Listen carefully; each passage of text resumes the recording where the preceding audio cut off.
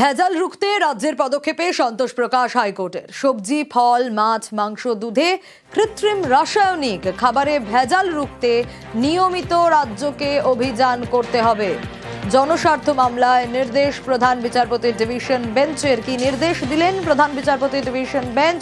আরো বিস্তারিত জানাতে পারবে অর্ণব, রয়েছে আমার সঙ্গে। অর্ণব, ঘটনার সূত্রপাত পশ্চিম মেদিনীপুর জেলা থেকে এবং সেখানে ক্ষীরপাই থানার অন্তর্গত এক ব্যক্তি খাবার কিনতে যান এবং খাবার পণ্য কিনতে যান এবং সেখানেই একাধিক রাসায়নিক বা ভেজাল মেশানোর তিনি অভিযোগ করেন।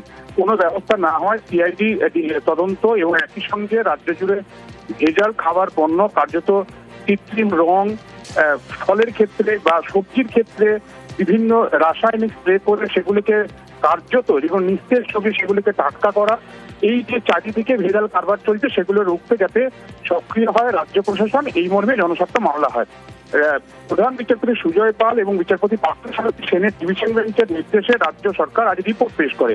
রাজ্যের তরফে স্বাস্থ্য দপ্তরের যিনি অতিরিক্ত সচিব তিনি এই রিপোর্ট পেশ করে জানান যে ইতিমধ্যে 2019 সাল থেকে FSSAI অর্থাৎ ফুড সেফটি অ্যান্ড সিকিউরিটি যে ইন্ডেক্স আমাদের রয়েছে দেশ জুড়ে চালু হয়েছে, সেই বছরে আমাদের 15তম খাদ্য সুরক্ষা সূচক থাকলো। বর্তমানে তার 6 নম্বরে আমরা উঠে এসেছি গোটা দেশের নিরিখে এবং 176 জন খাদ্য ফুড সেফটি অফিসার রয়েছে রাজ্য জুড়ে। এছাড়াও 30টা কার্যত ভ্রাম্যমান পরীক্ষাগার রয়েছে যাতে অন স্পট বিভিন্ন খাবার সেগুলো অনুমান পরীক্ষা করা যায়।